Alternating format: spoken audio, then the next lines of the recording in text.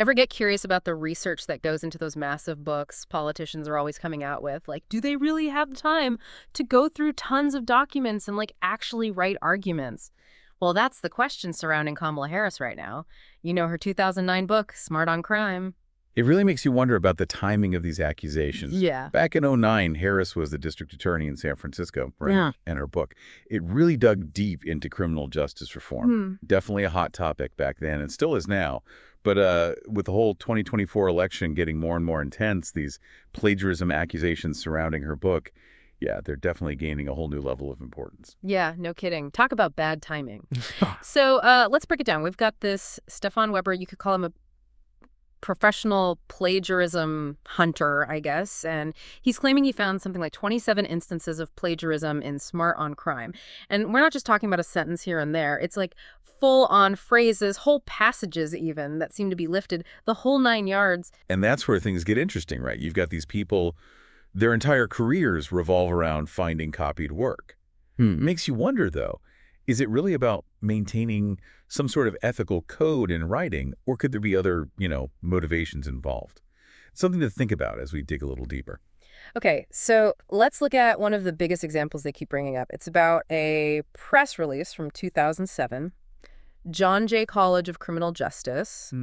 That's a pretty big deal in the criminal justice field, right? Oh, yeah, John Jay College, they're known for their criminal justice work. Yeah. So it wouldn't be out of the ordinary for a district attorney like Harris to reference their stuff. Yeah. The issue is how that information was actually, used. Yeah, I mean, it's one thing to cite a source. It's completely different to, maybe borrow a little too much. So in her book, Harris writes, and I quote, High Point had its first face-to-face meeting with drug dealers from the city's West End neighborhood on May 18th, 2004. The drug market shut down right away, like immediately, permanently even. Violent crime went down by 35%, and they kept using the strategy in 3 other markets for the next 3 years now. There's almost zero public drug dealing in the city, and serious crime has dropped 20% citywide.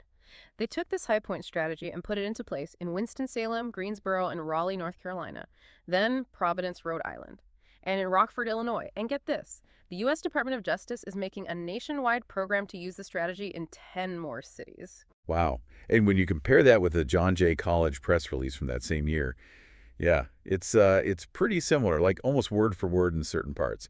This is where that whole sloppy attribution thing comes up, or, maybe misusing citations, quotation marks, that kind of thing.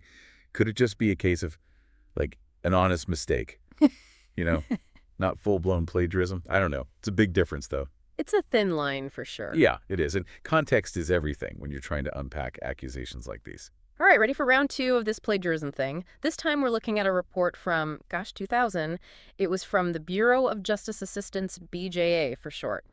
The BJA, they're all about supporting local criminal justice initiatives, so their reports would definitely be relevant to what Harris was talking about in her book. Right, but once again, it's the way the information is used that's kind of fishy. Okay, so the BJA report, it describes a community in West Palm Beach. Like, picture this. Although West Palm Beach is less than 1 mile from Palm Beach, one of the most affluent cities in the country, 41% of the neighborhood's 5,360 residents live in poverty, and the unemployment rate stands at 20%. The physical characteristics of the community are streaking. Deteriorated houses and businesses, vacant lots with discarded mattresses and piles of trash, and litter strewn throughout the streets, sidewalks, yards, and parks. No new businesses have opened in the area, and few new houses have been built in recent years. Kind of a bleak picture, huh? Yeah. Now let's see how Harris and her co-author wrote about this. Although West Palm Beach is less than 1 mile from Palm Beach, one of the most affluent cities in the country, more than a third of the town's residents live in poverty, and unemployment is high. The community is full of deteriorated houses and businesses, vacant lots with discarded mattresses and piles of trash, and litter strewn throughout the streets, sidewalks, yards, and parks. At the time the community considered adding a court, no new businesses had opened in the area and few new houses had been built in recent years. So they changed some of the exact numbers and moved a few words around, but is that really original writing? Or is it still a little too close to that BJA report? And that is the question, isn't it? Is Harris bringing her own thoughts to the table? Is she coming to her own conclusions based on the information? Or is it just paraphrasing without adding anything new? It's something everyone reading this has to decide for themselves, right? Maybe even every voter. And that's what it all comes down to, right? Like, even if we say, okay, these were totally honest mistakes, just bad with the citations, no big deal. It still makes you wonder how much attention to detail was there, really, Yeah. for the whole project. Yeah, for sure. It makes you think about how voters will see this whole thing. People can be pretty harsh, especially during an election. Oh, yeah, absolutely. This race is tight, and these accusations, whether they're true or not, they make people wonder. Voters want someone who's honest, Yeah. someone original, They see that as leadership. Hmm. And once that doubt creeps in, it's tough to get rid of. It's like the whole process of writing a book is being questioned. Like, how much time do politicians really have for that, especially during a campaign? Do they have like a whole team of researchers and writers? Or are they holed up just them in a laptop? Because if it's a team effort, then this sloppy attribution thing, if that's really all it is, kind of becomes a bigger deal. You're right, you're right. It brings up this whole question of who's really writing the book. Especially for politicians, it's not a secret. Lots of them have people write their books for them. They're busy people. But people still assume that the ideas, the main arguments, they're coming from the person whose name is on the cover. And it's different for different types of writing, right? Like, take political writing versus academic writing.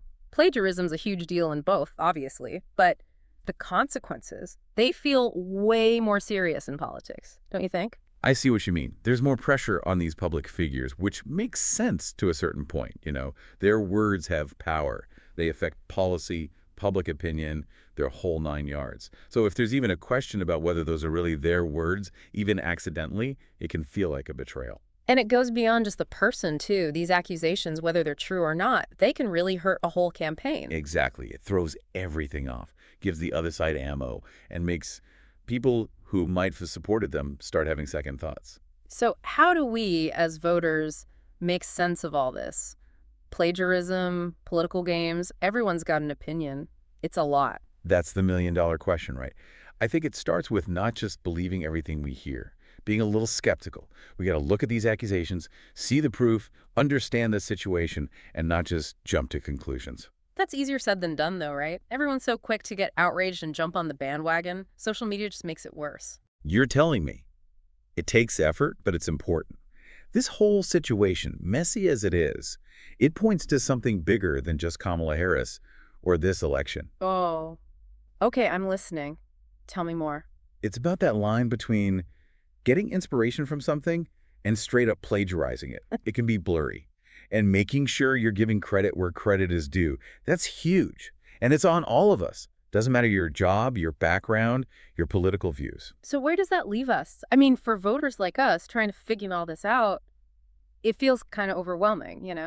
There's definitely a lot to unpack. Yeah. But I think the real takeaway here is this whole situation. It forces us to think about how we engage with information, especially when it comes to politics. Mhm. We all have a responsibility. It's like being more than just someone who clicks and shares stuff online, right? Exactly. Taking a second to think about where the information's coming from, actually evaluating the claims, and even doing some digging on our own when something seems a bit, fishy. So with these Harris accusations, what would that even look like for someone listening right now? Well, you could always read those parts from Harris's book yourself, compare them with the sources we talked about, see what you think, or look for analyses from those independent fact-checking groups.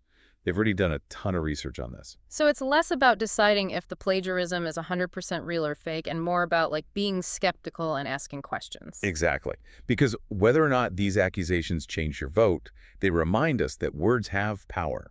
They shape how we see things, especially when it comes from people who want to be in charge. Makes you think, that's for sure. Hmm. I wonder, does this change how you see Kamala Harris or her work on criminal justice? It's tough to say. It definitely adds another layer to the whole thing, and it shows just how complicated this all is. Who wrote what, citations, using information the right way. It's a lesson for everyone, really. Politicians, students writing papers, even someone sharing an article they saw online. We should all try to be accurate, give credit when it's due, and be aware of where our information comes from. Words to live by. Thanks for taking this deep dive with me. This is interesting. Anytime. And to everyone listening, keep asking questions.